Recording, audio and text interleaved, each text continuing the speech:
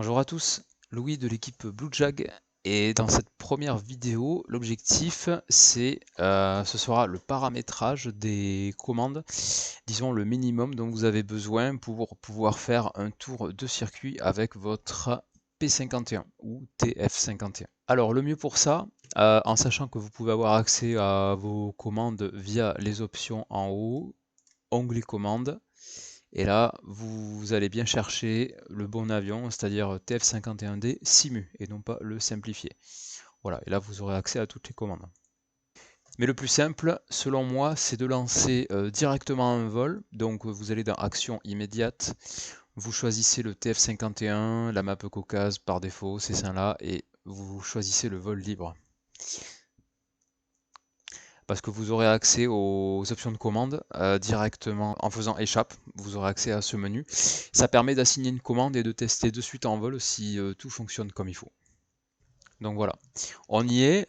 Alors moi, vous pouvez constater là en arrière-plan que je peux bouger ma vue parce que j'utilise un traquière. Si vous n'avez pas de traquière ou de casque VR, la vue sera figée droit devant. Je vais aussi vous montrer en fait les commandes à assigner pour pouvoir utiliser des touches ou un chapeau chinois sur votre joystick pour bouger votre tête à droite à gauche, en haut, en bas. Donc on va faire voler et de suite après, vous pouvez faire échappe et accéder au menu modifier les commandes. Alors là, les commandes sont rangées par différentes catégories. Si vous choisissez All but Axis Command, vous avez accès à toutes les commandes, on va dire, qui fonctionnent par touche. Et nous, on va commencer par régler les axes de commande. Donc ce qui va vous permettre de contrôler votre avion, de le piloter et d'ajuster la puissance moteur. Alors, pour piloter l'avion, 3 axes de commande, le tangage, le roulis et le lacet, ou appelé palonnier. Donc voilà, la liste de commandes d'axe n'est pas très longue, donc vous vous y retrouverez assez facilement. Et on va commencer par assigner le tangage. Donc vous choisissez la bonne commande et vous choisissez aussi le bon périphérique. Donc moi j'en ai pas mal. Si vous avez un seul joystick, ce sera encore plus simple de le trouver. Moi en l'occurrence c'est lui. On va chercher la bonne ligne, la bonne colonne. On double-clique et on arrive là. Pour assigner votre commande, c'est relativement facile. En fait, vous allez bouger l'axe de votre joystick d'une butée à l'autre. Donc là, pour le tangage, c'est la profondeur, c'est le mouvement haut-bas du nez. Donc vous allez par exemple tirer à fond et pousser à fond. Tac, j'ai tiré, j'ai poussé à fond et voilà mon axe de tangage qui est configuré. Donc je vous montre la procédure pour un axe pour bien faire. Quand vous l'avez assigné, vous faites OK, vous allez vous retrouver en vol et là vous testez avec votre joystick si le mouvement est le bon et dans le bon sens. Donc si je tire sur le manche, ça doit monter, si je pousse, ça descend, c'est tout bon. Et on va répéter cette procédure pour le roulis. Voilà, double-clic avec le mouvement gauche-droite de votre joystick. Je ne le fais pas parce que moi c'est déjà assigné, c'est juste pour vous montrer.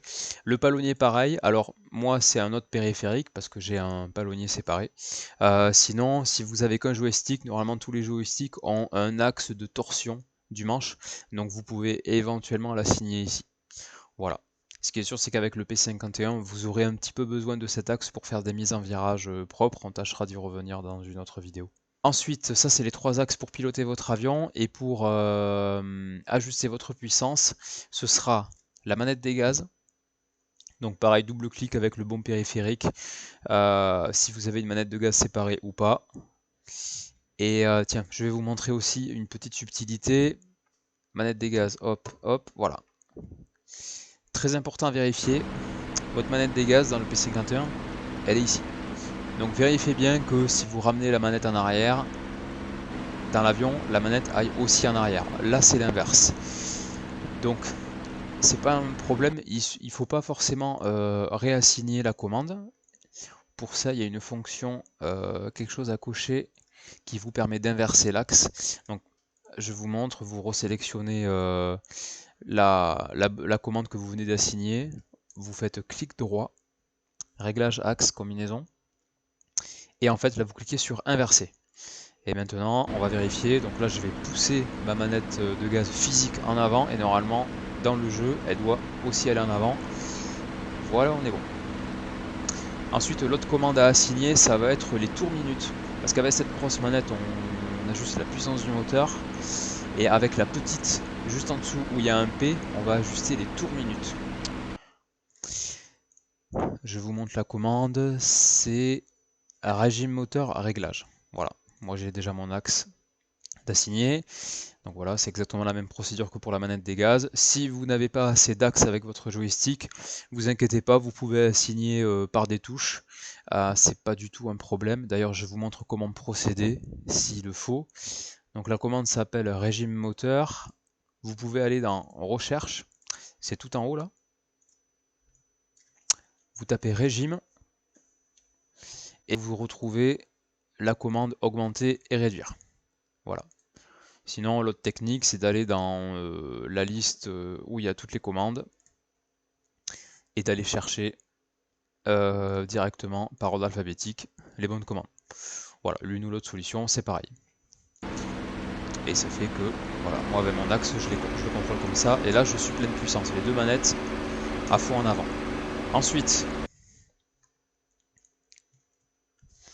les autres commandes à assigner, vous allez avoir les vues pour gérer votre vue si vous n'avez pas de tracker ou de casque VR. Donc là, vous allez dans la catégorie vue, tout court, et vous pouvez assigner soit sur un chapeau chinois. Chapeau chinois, vous savez, c'est sur le joystick un bouton qui a au moins 4 fonctions. Clic vers le haut, clic vers le bas, à gauche et à droite. Et du coup, vous pouvez assigner donc la vue vers le bas lentement, vue en bas lentement, vue en haut lentement, à droite, à gauche. Je vais utiliser les touches du clavier pour vous montrer, c'est largement suffisant. Je vais mettre mon tracker en pause. Voilà. Et si vous restez appuyé sur une touche, la touche vers la gauche par exemple, ça fait ça. Vers le haut, vers la droite, vers le bas, et ainsi de suite. Sans tracker, sans casque VR, c'est un moyen assez suffisant et bien pratique pour gérer votre vue. Et la dernière chose pour gérer la vue, ça va être le zoom. Comme ça, vous pourrez l'ajuster au niveau où ça vous paraît le plus confortable. Donc pareil, vous assignez une touche soit sur le clavier, je vous ai pas dit, mais dans les périphériques, évidemment, vous retrouvez donc votre ou vos périphériques joystick, et vous avez évidemment la colonne pour le clavier. Donc moi, en l'occurrence, je les ai assignés sur mon joystick aussi, et ça donne ça. Vous pouvez zoomer, vous pouvez zoomer pas mal, mais bon, vous vous rendrez compte que piloter comme ça, c'est pas forcément ce qu'il y a de plus confortable. Moi, la vue, le niveau de zoom que je trouve pas mal, c'est celui-ci. Et il reste quelques commandes à assigner. Il va y avoir la puissance d'urgence de combat. Voilà, que vous pouvez assigner, toujours pareil, sur un bouton de votre joystick ou sur le clavier. Une fois en vol pour l'activer, donc vous appuyez sur la commande correspondante. Vous revenez un petit peu en arrière avec les gaz et vous remettez plein gaz. Et voilà, ça vous a débloqué un petit peu de puissance moteur en plus. Enfin, il va y avoir le compensateur. Voilà les deux commandes, compensateur profondeur à cabrer, à piquer. Alors cela ne sert pas à piloter l'avion, je vais vous montrer. Bon là il est relativement bien compensé parce que je ne tiens pas le manche et il y a un bon maintien d'assiette.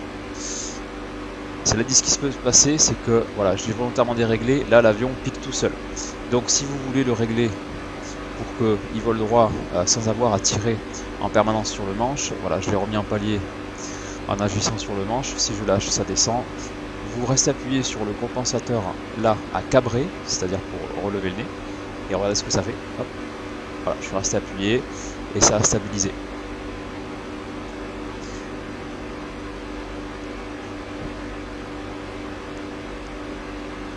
On en a fini avec le paramétrage des principales commandes. Là, normalement, vous avez tout ce qu'il faut pour pouvoir faire votre course. Je vous montre juste un dernier réglage important sur les axes de commande. C'est la sensibilité de vos axes. Donc je vais vous expliquer. Je viens chercher mon tangage. Clic droit, réglage axe combinaison. Là, en l'occurrence, il est déjà réglé. Par défaut, la courbure est à 0. Ça veut dire que pour un certain débattement de joystick, vous aurez exactement la même chose dans votre P51, dans le jeu.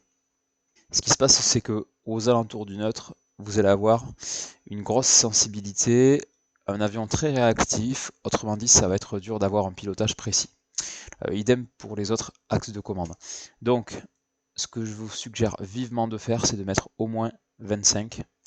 Alors, ça sert à rien de mettre trop parce que là, vous allez avoir un avion impilotable, mais dans l'autre sens, c'est-à-dire que il va être pas réactif et il va falloir tirer très fort sur le joystick pour commencer à avoir une réponse.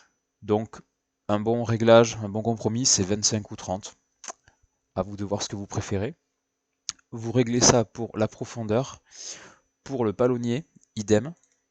Voilà. Pour le roulis, c'est pas utile.